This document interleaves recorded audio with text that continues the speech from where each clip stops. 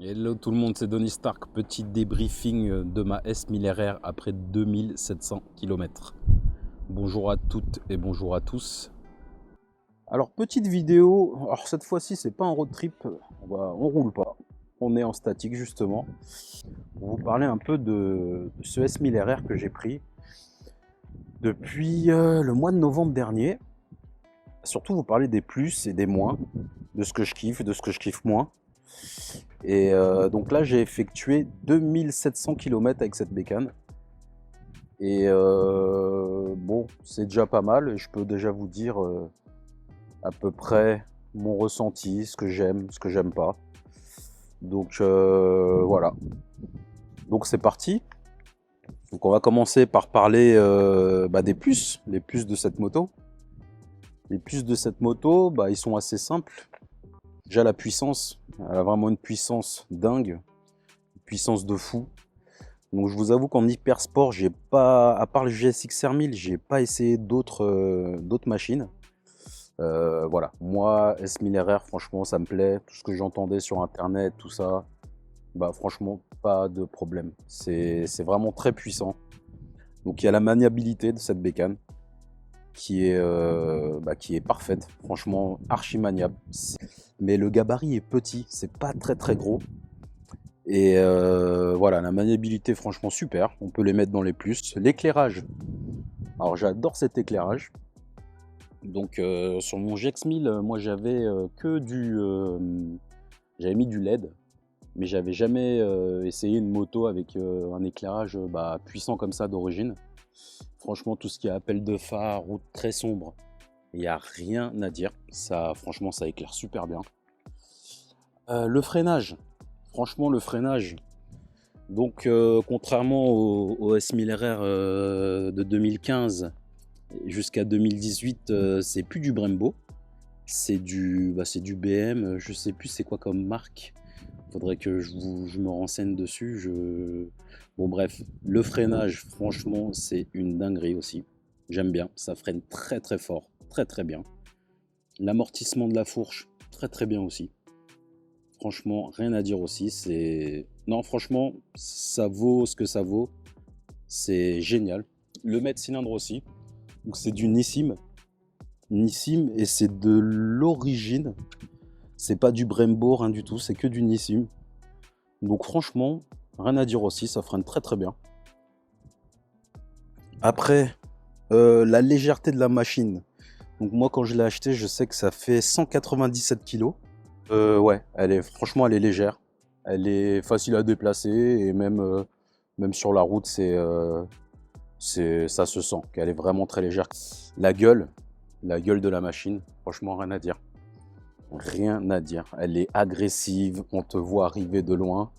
Après, je vais vous allumer aussi les petits feux. Bon, on va faire ça maintenant. Voilà, elle a vraiment une gueule magnifique. Moi, je kiffe. Elle fait très, très nerveuse. Très nerveuse. Ça, voilà, ça, il n'y a rien à dire. Le petit liseré là. Donc, je kiffe. L'écran LCD aussi que j'aime bien. Comme je vous dis, moi, je sors d'un GSX-R 2006. J'avais jamais essayé les écrans LCD, les trucs comme ça. Maniabilité de fou. Franchement, il n'y a rien à dire. Ça va très, très vite. C'est très, très fluide. Avec cette petite molette là qui est pas mal du tout. Elle fait le taf. Franchement, elle fait le taf. Donc voilà, ça, je suis très, très content de ça. Voilà, là, mon véhicule, franchement, ça va très vite. Il n'y a pas de galère. Donc le seul bémol, et après c'est peut-être des questions de sécurité, on peut pas faire de gros réglages à part changer les modes de conduite quand on roule. Et si vous voulez rentrer dans le mode race et autres, vous pouvez pas quand vous roulez en fait. Donc faut être arrêté pour pouvoir y toucher. Donc voilà. On parlait les rétroviseurs. Alors je trouve que les rétroviseurs ils font le taf aussi. Franchement ils sont assez gros. Ils sont assez gros. Beaucoup n'aiment pas. Parce que c'est vrai qu'ils sont balèzes. Mais ils font le taf, ils font leur travail de rétroviseur. Moi j'aime bien. Moi ça me dérange pas du tout. Franchement. Après les rétros, il y a le shifter, ce petit shifter qui est magnifique, qui est magique. Franchement, il est, il est super. Il est super. Donc pareil, je crois que j'avais jamais essayé un shifter d'origine.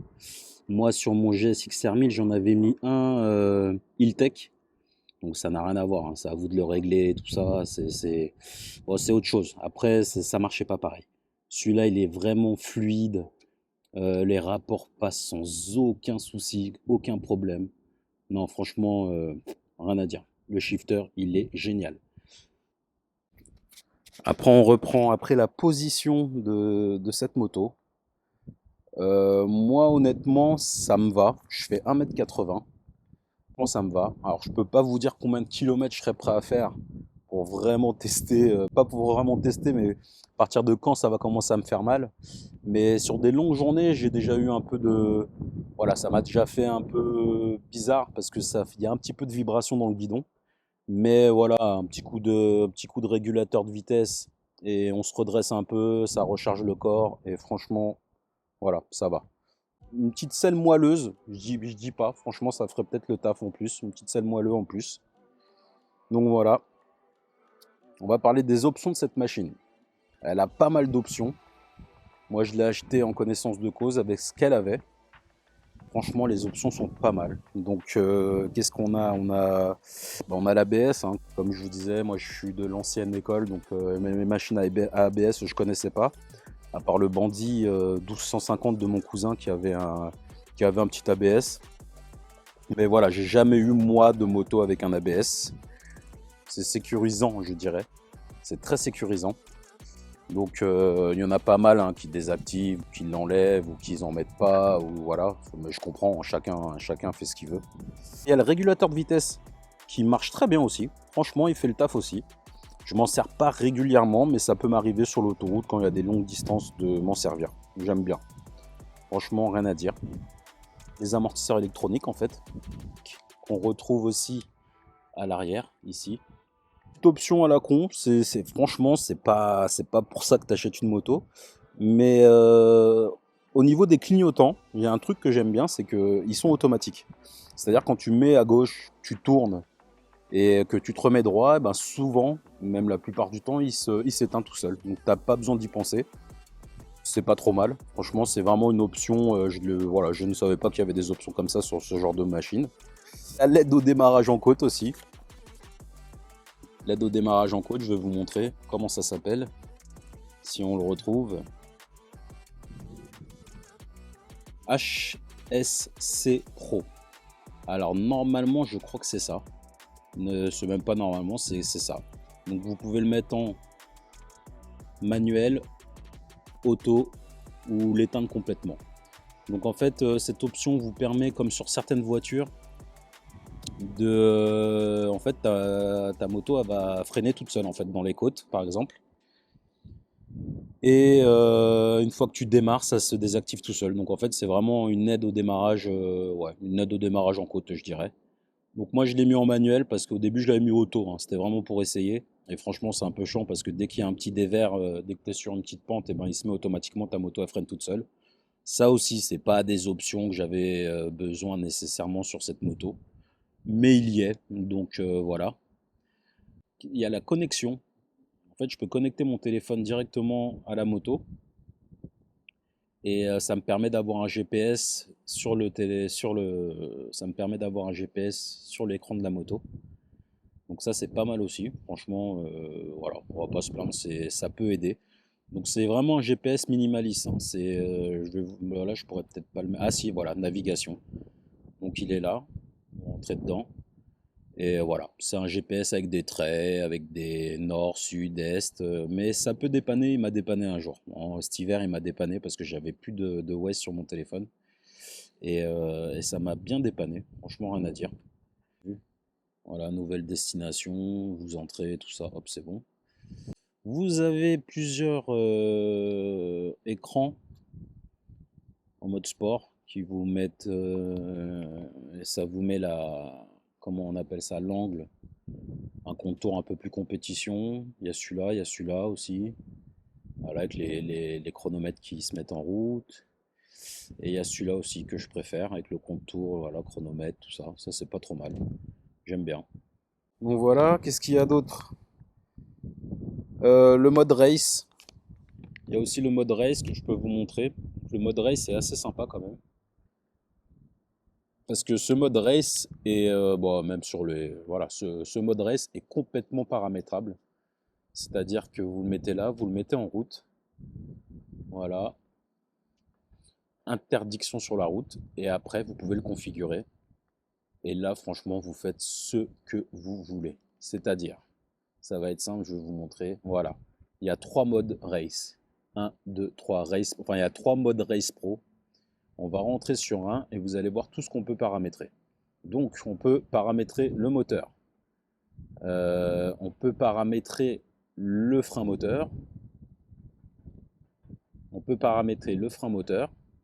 On peut paramétrer le traction control. On peut paramétrer l'anti-wheeling. Et on peut paramétrer l'ABS. Et encore, on peut paramétrer le DDC. C'est tout ce qui est amortissement. Donc voilà, il y a 3 modes qu'on peut régler tranquillement. On peut réinitialiser tout aussi. Et voilà, je trouve que c'est assez sympa. Montrer par exemple le moteur, vous mettez moteur. Le mode de source race, admission des gaz optimale. Donc là, quand il est au numéro 1, c'est qu'il est au maximum en fait. La moto aura toute sa puissance. Après, vous pouvez le mettre en 2. Admission gaz optimale, couple réduit sur les faibles rapports. Après, admission des gaz faibles. Et après, le 4e mode, je crois que c'est mode source rain. Donc ça veut dire c'est la puissance qu'elle a en mode rain. En fait, c'est le mode pluie. Donc je crois que c'est 160 chevaux. Donc voilà, toutes ces options. Donc ça, c'est pas mal du tout. Franchement, rien à dire. Donc voilà, paramétrable en 3 étapes. Quand vous mettez ce mode, après, c'est avec le bouton mode que vous changez. Vous aurez plus le dynamique, le rain. Et le race, vous aurez que le race pro 1, race pro 2, race pro 3 et un race normal aussi, je crois. Je crois qu'il y a un race aussi. Donc voilà. Un ABS Pro dessus. Donc ça, c'est assez sympa. C'est une option. C'est un ABS qui vous permet de même pouvoir freiner quand vous êtes en plein virage en fait. Le mode road aussi. Tout ce qui est mode normal. Il faut savoir que sur cette moto, quand vous êtes en mode normal, non race, quand vous n'êtes pas en mode race, alors il faut savoir que vous ne pourrez pas bloquer les roues et sur route fermée, occasionnellement, vous ne pourrez pas faire de wheeling. Vous ne pourrez pas lever la moto ne va pas lever en fait, que ce soit en mode dynamique, en mode route, en mode rain, la moto, elle ne lèvera jamais. Il y a l'anti-wheeling qui est constamment dessus. Donc la moto ne lèvera pas. Et même au freinage, si vous êtes un peu joueur et que vous aimez faire des petits stoppies, elle ne se lèvera pas aussi du cul. L'ABS va faire le boulot pour que la moto ne se lève pas. Voilà. Avec le mode race, vous allez pouvoir faire des petites bêtises avec votre moto. Des petits wheelings, des petits stoppies. Il faut le savoir. Parce que la première fois, quand tu te dis ah oui, elle a la puissance, on dirait qu'elle va lever. En fait, non, la moto, elle ne lève pas. La roue va se lever un petit chouille, mais elle va redescendre très rapidement. Donc c'est une sécurité, c'est les modes comme ça. Si on veut En fait, quand vous mettez le mode race, à vous de déconnecter l'anti-wheeling, à vous de déconnecter ou de réduire l'ABS au minimum.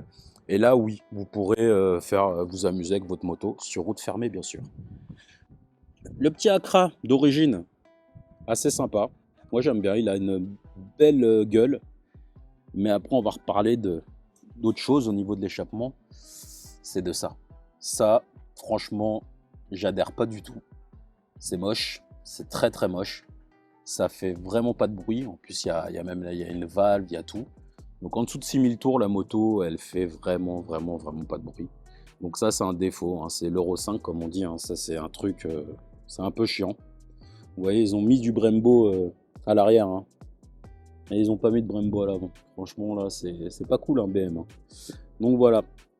Donc ouais, l'échappement, on va revenir sur l'échappement. Moi, je vais essayer de me mettre un éliminateur de valve. Peut-être contrôlé au guidon ou pas, je sais pas, je verrai. Mais je vais sûrement mettre ça parce que non, franchement, en ville, j'ai pas envie de foutre le bordel en ville, hein, mais j'ai envie d'avoir une meilleure sonorité en fait. À savoir que c'est pas, voilà, on n'est pas en échappement libre, hein. Donc voilà, peut-être un contrôleur de valve qui fera le taf pour que je puisse l'ouvrir ou la fermer quand je veux. Ça, c'est son défaut, l'échappement, c'est pas fou d'origine. Franchement, c'est pas fou. C'est pas fou, donc il y en a beaucoup, ils mettent des lignes complètes. Bon, si vous vous renseignez, vous verrez les prix des lignes complètes, ça rigole pas du tout. Franchement, sur ça, c'est pas marrant, ça coûte cher. Après les défauts de cette moto, la consommation. Bon, on n'achète pas une sportive pour faire des économies d'essence parce qu'on n'en fera pas. Donc la consommation, elle est hallucinante. Franchement, bon, je crois que le GSX R1000, je faisais pas mieux, mais elle aime bien boire, elle a soif. Franchement, quand on commence à lui donner, à lui mettre un peu, elle boit vraiment. Donc j'ai déjà fait maximum en roulant tranquillement. Franchement, j'ai fait pas loin de 220-230 km, mais vraiment en roulant tranquillement. Bon, après la selle, franchement la selle, c'est pas un truc de fou. Ça peut faire mal aux fesses, et surtout celle-là. Donc j'ai déjà porté des personnes et ils m'ont dit c'est horrible. Ouais, c'est pas une moto faite pour le voyage à deux. C'est une sportive, c'est pas fait du tout pour ça. Donc le bout de selle, c'est un bout de selle. C'est un morceau de bois mis dessus. Je crois que tu mets le capot de selle, c'est la même chose. Le support de plaque d'origine était horrible. Donc ça, dans les précédentes vidéos, dans les anciennes vidéos, je vous l'avais dit que je l'avais changé. Donc j'ai remis un origine BM, mais plus court. Celui-là des 2023-24. Il est quand même un peu plus beau, je trouve, hein. Franchement, moi je trouve qu'il est beau. Après, oui, c'est pas un truc de fou, mais déjà il est raccourci. Parce que quand on voit d'origine comment il était, c'était quelque chose. Donc voilà. Le point mort est hallucinant. C'est-à-dire que oui, je me suis déjà retrouvé en galère à essayer de trouver le point mort pendant quelques secondes. Donc c'est pas, voilà, ça dure pas 1 heure, mais il peut être chiant. Et il y a des fois, il est pas chiant. Des fois, ça se passe très bien, on le trouve très bien. Et il y a des fois, il est capricieux, il veut pas, quoi. Donc voilà, les vitesses passent très très bien, comme je vous disais avec le shifter, mais le point mort, c'est quelque chose. Prix des pièces aussi sur cette moto. Le prix des pièces, ça ne rigole pas. Alors on va parler des pièces carbone, surtout déjà les pièces carbone. C'est quelque chose. Voilà. Moi, j'ai pas envie de lâcher des reins à chaque fois que je veux acheter un garde-boue carbone ou un lèche-pneu à l'arrière ou un lèche-roue à l'arrière ou ne serait-ce qu'une petite déco carbone. C'est des prix de zinzin. C'est des prix de zinzin. Franchement, ça coûte très cher. Donc, on peut trouver des alternatives, mais je suis pas très faux carbone, AliExpress, tout ça. Mais voilà, on prend son temps et on verra plus tard. Mais voilà, les pièces coûtent très cher. Un autre petit défaut qu'on voit pas souvent, bah, c'est les jantes en fait. Les jantes dessus, c'est des jantes brillantes. C'est pas du magnésium ou du carbone, c'est des jantes brillantes en alu qui sont très brillantes. Et là, si vous voyez bien, elles sont pas brillantes parce que en fait, elles se rayent très vite. C'est-à-dire que je me suis déjà amusé à mettre des coups de chiffon après nettoyage, hein, sur les jantes et ça prend des rayures directes. Donc maintenant j'ai dit c'est bon, j'évite de nettoyer les jantes. Je les nettoie, mais plus autant qu'avant parce que moi j'aime bien quand les jantes sont belles, brillantes, tout ça. Et quand j'ai vu les petites micro rayures qu'on fait, j'ai dit ah ouais, franchement j'ai lâché l'affaire. J'ai dit non, on va éviter de passer. Et pourtant même avec des chiffons assez doux tout ça, hein, mais non, ça passe pas. C'est comme ça. Donc voilà. Bouton de klaxon aussi, j'ai trouvé qu'il était assez bas. Vraiment très bas, faut aller le chercher derrière là-bas. Bouton de klaxon, je trouve qu'il est très bas. Après oui, on s'y habitue, donc ça va, on s'y fait. Mais c'est vrai qu'il est très bas. Faut le chercher. Des fois, moi au début je le cherchais. Franchement, je le trouvais pas. Une poignée chauffante, rien à dire. Vu que j'ai acheté la moto au mois de novembre, j'ai eu l'occasion de les essayer. Ça chauffe vraiment bien. Donc ça chauffe la paume de la main. Donc voilà, c'était un petit débrief des 2700 km que j'ai fait avec ma S1000RR. Les points positifs, les points négatifs, les petites options qu'il y a dessus. Moi, je vous avoue que je la kiffe. Franchement, pour l'instant, je suis pas prêt de changer. J'adore cette machine. Elle est exceptionnelle. Je me demande même comment font les gens qui ont des trucs plus puissants comme les M1000RR ou les Panigale. Mais là, on va rester sur du BM, par exemple les M1000RR. Quand je vois déjà comment un S1000RR, ça envoie la sauce. comment tu arrives à te prendre des motos qui font plus de 210 chevaux, hein, les M linéaires, je crois on est à plus de 210, je ne sais pas exactement combien. Mais déjà ça, déjà une d'origine comme ça, mais ça envoie du pâté, ça envoie du pâté. Franchement, je suis super satisfait de ce modèle-là. J'en suis super satisfait. Franchement, rien à dire. Donc voilà, c'était cette petite vidéo, courte et sympathique vidéo que je vous fais sur ma petite BM que je kiffe. Les petites options arriveront tranquillement. J'ai des petits trucs encore à faire dessus. Elle n'est pas finie encore, parce que j'ai pas fait grand chose, mais j'ai encore des petits trucs à faire dessus. Petit à petit, on trouve des trucs à faire, hein, des conneries à faire dessus. Si quelqu'un me dit, est-ce que tu m'orienterais sur une machine comme ça? Bah franchement, oui, sans aucun problème.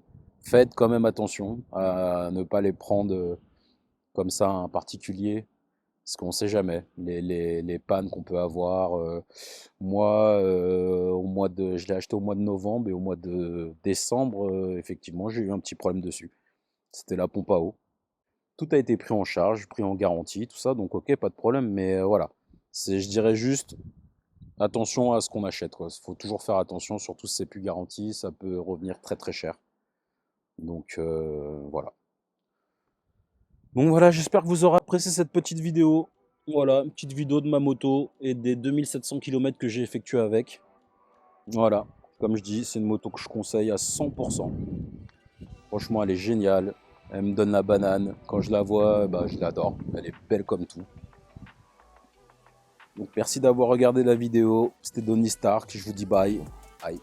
Bye, bye, bye, bye, bye.